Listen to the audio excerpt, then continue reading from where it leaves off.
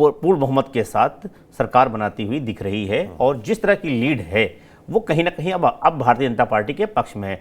आम आदमी पार्टी अब 11 साल के बाद दिल्ली की सत्ता से बाहर विपक्ष की भूमिका में आ चुकी है और कांग्रेस की स्थिति वही है। कांग्रेस का खाता नहीं खुल रहा, लेकिन कांग्रेस सब कुछ गंवा कर भी दिल्ली में खुश है। कांग्रेस इसलिए खुश है, कांग्रेस को लग रहा है कि जो उसका बड़ा मकसद है वो ये कामयाब हो गया है, क्योंकि उसका सियासी आधार आम आदमी पार्टी ने कभी उससे सत्ता छीनी थी और उसी के सियासी आधार पर आम आदमी पार्टी खड़ी थी। आज चुनावी नतीजों के बाद कांग्रेस को लग रहा है कि आम आदमी पार्टी जो उसकी जमीन खिसकी थी वो दोबारा से फिर से वो हासिल कर लेगी और वो हासिल कर लेगी आम आदमी पार्टी के कमजोर होने की स्थिति में।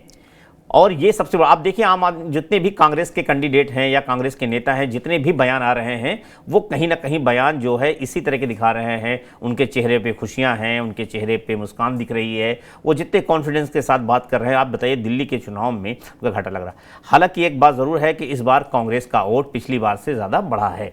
पिछली बार 4.5% वोट मिला था, इस बार उनका 2% का इजाफा हुआ है। सीट भले ही नहीं खुली लेकिन इजाफा हुआ है। कई सीटों पे अच्छा चुनाव लड़े हैं, जैसे मैं कस्तूरबा नगर गांधी बात करूं तो दूसरे नंबर पे कांग्रेस पार्टी है। इसी तरह से आप देखें तो और भी मिल जाएगा, तो वहां पे अच्छा चुनाव, बादली में भी चुनाव में ठीक ठाक वोट मिला है, वोट मिला है। इसके अलावा आप देखेंगे तो बल्ली मरान में भी उनको वोट मिला है तो है। इसके अलावा जो कांग्रेस ने इस बार दांव खेले थे, मुझे लग रहा है कि कांग्रेस को जो दलित और मुस्लिम वोटों को जोड़ने की कवायद थी वो मुझे लगता है सफल नहीं हुई।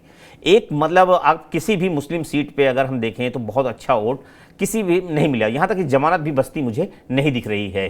तो ये बहुत बड़ा झटका है कांग्रेस के लिए। बिल्कुल, मैं राहुल सेकंड रोकूंगा। अयोध्या की मिल्कीपुर सीट की बात कर लें तो वहां पर लगभग जीत फाइनल हो गई है। 30 में से 29 राउंड की गिनती पूरी हो चुकी है और चंद्रभानु प्रसाद की जीत लगभग तय मानी जा रही है। चंद्रभानु 60,936 वोटों से आगे चल रहे हैं और उनको अब तक 1,43,558 वोट मिले हैं, जबकि समाजवादी पार्टी के प्रत्याशी अजीत प्रसाद को 82,592 वोट मिले हैं। इससे भी ज़्यादा दिलचस्प जानकारी ये है कि सपा प्रत्याशी अपने ही बूथ पर चुनाव हार गए हैं, यानी कि समाजवादी पार्टी के प्रत्याशी अजीत प्रसाद अपना ही बूथ जितवाने में कामयाब नहीं रहे हैं। जाहिर सी बात है कि बीजेपी में इसको लेकर जश्न का माहौल है, चाहे वो मिल्कीपुर की बात हो, चाहे वो दिल्ली की बात हो, जश्न सब जगह मन रहा है। शाम को प्रधानमंत्री भी बीजेपी मुख्यालय पहुंचेंगे और वहां अपनी बात जनता के सामने रखेंगे। अतुल जी, जैसा कि कबूल जी अभी कह रहे थे, कांग्रेस पार्टी के बारे में हम चर्चा कर रहे थे कि अतुल जी मुझे लगता है तकनीकी कारणों से अब नहीं है हमारे साथ।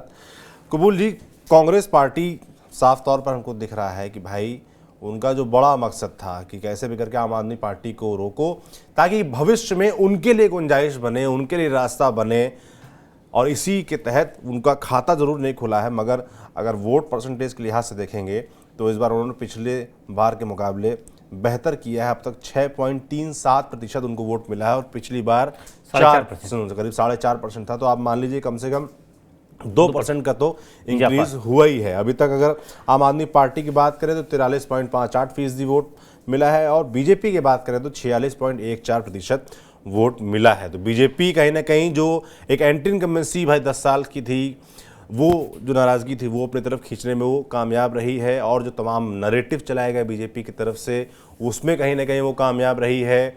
चाहे वो शराब घोटाले की बात हो, चाहे वो शीश महल की बात हो, ऐसे तमाम बातें थी जो मुझे लगता है कि बीजेपी नीचे तक लोगों तक अपनी बात पहुंचाने में कामयाब रही, जिसी का नतीजा सामने अब दिख रहा है कि बीजेपी 48 सीटों पर आगे है, आम आदमी पार्टी 22 सीटों पर। आप देखिए कि 3% के वोटिंग डिफरेंस से 26 सीटों का अंतर हो रहा है। सौरभ भाई जी, भारतीय जनता पार्टी जो है वो 46% पे है, आम आदमी पार्टी 43% पे। और अगर कांग्रेस के साथ उसका कॉम्बिनेशन बना रहता तो अगर जोड़ दिया जाए तो आज ये न होता, नतीजे कहीं दूसरी तरह की तस्वीर सामने होती। एक बात। दूसरी बात यह है कि अगर तमाम सीटों के आंकड़े देखें, चाहे वो नई दिल्ली सीट हो या फिर जंगपुरा सीट हो, ऐसी तमाम सीटें हम आपको बताएंगे, ऐसी सीटें हैं जहां पे अगर भारतीय जनता पार्टी जीती है तो वहां कहीं ना कहीं आम आदमी कांग्रेस के कैंडिडेट की कारण रही है। अगर इस सीट पे, जंगपुरा सीट पे, कांग्रेस आम आदमी पार्टी एक होकर चुनाव लड़ती तो आज मनीष सिसोदिया वहां से विधायक हुआ होते, अरविंद केजरीवाल नई दिल्ली सीट से ना हार रहे होते। तो ऐसी तमाम सीटें आप देख लीजिए कि कांग्रेस ने भले ही अपना, कांग्रेस का खेल नहीं सही हुआ, लेकिन कांग्रेस ने बीजेपी का जो है काम कर दिया है। उसकी तस्वीर नहीं बदली, लेकिन उसने बीजेपी की तस्वीर बदल दी और सबसे ज्यादा आम आदमी पार्टी की तकदीर बिगाड़ दी।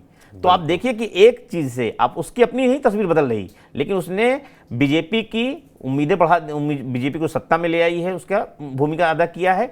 और उसका तो कांग्रेस के साथ खासतौर से जो इंडिया गठबंधन दोनों चुनाव मिलकर लड़े थे, जो उम्मीदें थी, मुझे लगता है अगर इसमें भी अलायंस बना होता तो ये कारगर होता। आज जो नतीजे दिख रहे हैं और कांग्रेस ने जिस तरह से आक्रामक प्रचार किया है, और ये झटका कांग्रेस के लिए, भले ही कांग्रेस नहीं खोल पाई, लेकिन ये झटका आम आदमी पार्टी के लिए है, क्योंकि आम आदमी पार्टी इसी दिल्ली के विकास को मॉडल को लेके पूरे देश में राष्ट्रीय पैर पसार रही थी, विस्तार कर रही थी।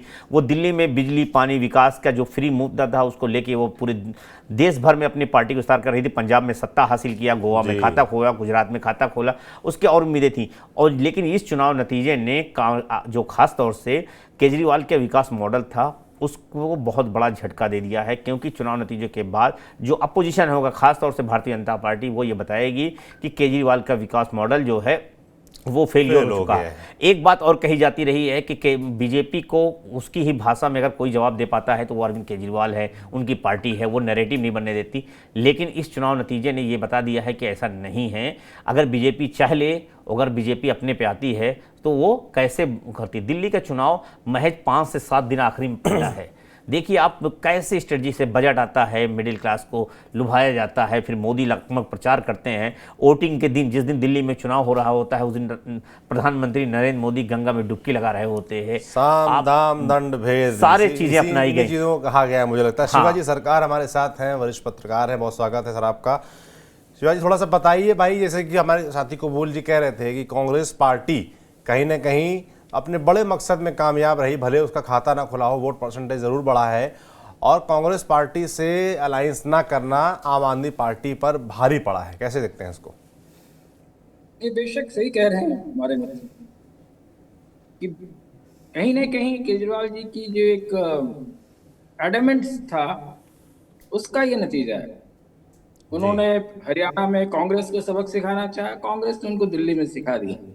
तो ये तो देखिए, मैं इसको केजरीवाल के लिए बुरा और कांग्रेस के लिए अच्छा नहीं मानता हूँ। ये पूरा जो इंडिया गठबंधन एक बन रहा है, जो एक जिसमें कि जो बीजेपी से जुड़े हुए लोग नहीं है, उनके एस्पिरेशंस रिफ्लेक्ट हो रहे थे, ये उसको धक्का पहुंचा है। ये एक लीडरशिप क्राइसिस भी है कि आखिर हिंदुस्तान के लीडिंग कौन करे। अगर आप देखें, सिर्फ हिंदुस्तान में, बीजेपी में भी अगर आप देखें, सिर्फ एक ही लीडर है, और वो लीडर के ऊपर ही बीजेपी अभी भी चुनाव लड़ रही है, और आगे भी अगर होगा तो इसी पे लड़ती रही है। पर बीजेपी के अंदर का लीडरशिप जो है वो भी नहीं उभर रहा है, और ऑपोजिशन की लीडरशिप जो है वो इतनी बिखरी हुई है कि कोई एक सही राह जो देना चाहिए पूरी जनता को, या पॉलिटिकल डायरेक्शन, वो हमें नहीं मिल रहा है।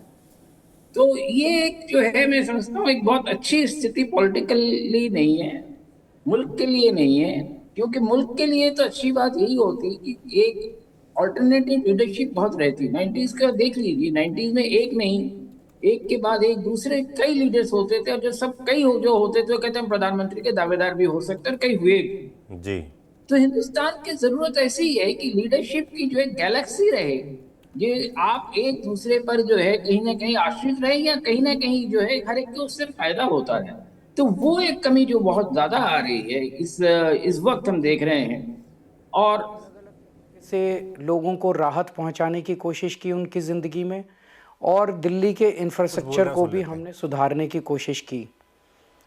अब जो जनता ने हमें निर्णय दिया है, हम न केवल एक कंस्ट्रक्टिव ऑपोजिशन का रोल निभाएंगे, बल्कि हम समाज सेवा, जनता के सुख दुख में काम आना, व्यक्तिगत तौर पे जिसको भी जो ज़रूरत होगी, हम लोगों के सुख दुख में हमेशा काम आएंगे।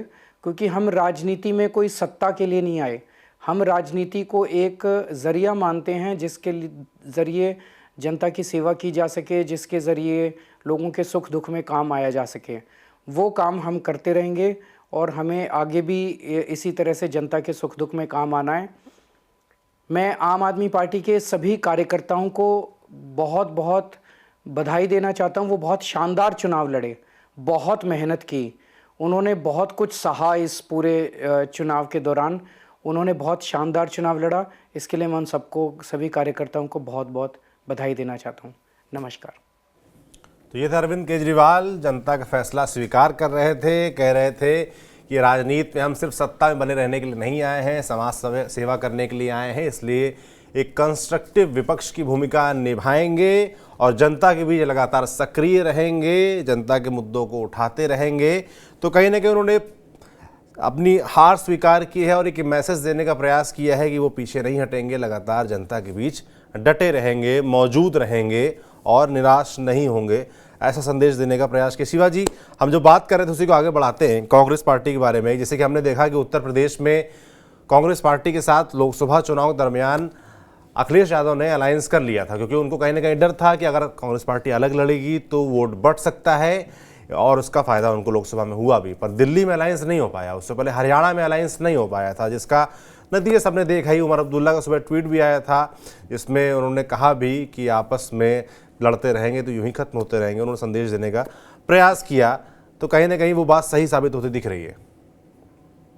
बेशक, और मुझे लगता है यहाँ से जो है, अगर अपोजिशन का अलायंस है, जो फिलहाल कुछ 1-2 महीने से खास दिख नहीं रहा है, जीएसटी काउंसिल के मीटिंग में भी वो नहीं दिखा। जीएसटी काउंसिल में जिस तरह से पॉपकॉर्न से लेके कई चीज़ों पर जीएसटी बढ़ा दी गई, उस पर कोई अपोजिशन की आवाज़ नहीं उठी। ये भी एक अपोजिशन की कमजोरी है। और ऐसे कई ऐसे मुद्दे हैं। टोल टैक्स है, टोल टैक्स बेतहाशा इतना बढ़ता चला जा रहा है कि सारी महंगाई जो है, अगर आप देखें, पेट्रोल पर 32 रुपए पर लीटर सेस लिया जा रहे हैं, 10 रुपए पे 320 रुपए। जो आदमी नहीं जा रहा है हाईवे पे उसको भी देना पड़ रहा है। ऑपोजिशन ने इस बारे में कोई बात नहीं। ऑपोजिशन ने नई शिक्षा नीति के जो खामियां हैं, सबसे बड़ी खामी जो है 3 साल की नर्सरी कर दी है और 1 साल बीए बीकॉम में बढ़ा दिया है, उस पर भी कोई बात नहीं। तो ऑपोजिशन को एक रिस्पॉन्सिबल ऑपोजिशन की तरह बात करना पड़ेगा। कांग्रेस को सोचना पड़ेगा कि वो ऑपोजिशन में है, वो सरकार में नहीं है। और सरकार में जहाँ है वहाँ रहें, इसमें कोई परेशानी किसी को नहीं है। पर वो अगर जनता की आवाज़ को नहीं उठाएंगे तो सरकारें भी जनता की आवाज़ न उठाने पे चली जाती है, विपक्ष में रहने पे तो खतरा बढ़ ही जाता है। तो ये सारी चीज़ों को देख के तभी करना पड़ेगा। अब दिल्ली का चुनाव जो है, मैं समझता हूँ एक काफ़ी इसका जो जजमेंट आया है, जनता का जो जजमेंट आया है, वो बहुत लैंडमार्क है कि उन्होंने वर्चुअली आम आदमी को पूरी पॉलिटिकल जो सिनारियो है उससे अलग कर दी। अब आम आदमी के लिए आसान नहीं होगा कि वो जिस तरह से इलेक्शन में काम कर रहे थे या समाज में काम कर रहे थे, और कई अच्छे काम किए उन्होंने, ऐसा नहीं है कि सरकार ने भले ही उनको बदनाम करने की कोशिश की गई, पर स्कूल, मोहल्ला क्लिनिक, पानी, बिजली और कई ऐसे। जी शिवाजी, एक मिनट आपको मैं रोकूंगा। देखिए, पोस्टर जारी किया गया है बीजेपी द्वारा। अभी अमित शाह ने भी बोला था, गृह मंत्री ने, कि दिल्ली के दिल में मोदी, और वो पोस्टर जारी भी हो गया है। पोस्टर स्क्रीन पर आप देख पा रहे होंगे। प्रधानमंत्री नरेंद्र मोदी ने भी पूरा मोर्चा संभाल रखा था दिल्ली चुनाव में। दिल्ली चुनाव के दरमियान उन्होंने तमाम रैलियां भी की, आपदा वाला नैरेटिव भी उन्होंने दिया, नारा भी उन्होंने दिया, जिसके अभी चुनाव नतीजे आने के बाद, रुझान आने के बाद अमित शाह ने बोला भी कि आपदा गई। तो साफ तौर पर कहीं ना कहीं एक संदेश देने का प्रयास किया जा रहा है। और शाम को प्रधानमंत्री मोदी बीजेपी मुख्यालय पहुंचेंगे भी, जहां पर वो कार्यकर्ताओं को, लोगों को संबोधित करेंगे दिल्ली चुनाव के